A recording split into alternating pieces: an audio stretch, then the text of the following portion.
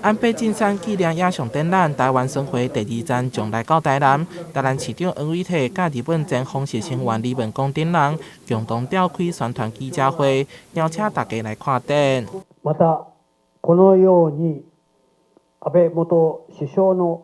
足跡に対し、過去も素晴らしい展示をされたことにつきまして感動いたすところでございます。これを機会に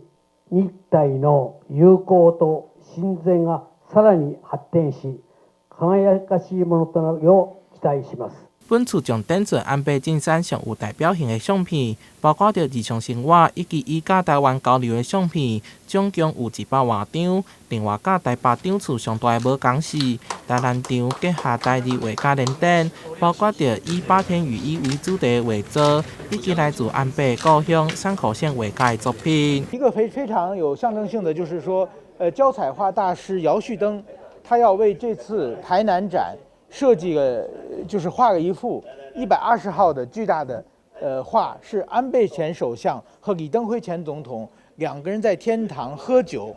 讨论国际形势。然后这幅画的名字呢叫做《台日和平的守护神》。对于日本的民众，对于台湾的民众来讲，安倍前首相应该是大家最好的朋友。所以我想说，不管从司仪，不管从国际关系来看，安倍前首相都会在历史上留名。展览为7月15号开始到8月13号，伫云飞帆美术馆做展出，希望透过这场影像展览，让日本真首相安倍晋三，让更加侪人看到。台南新闻杨淑怀采访报道。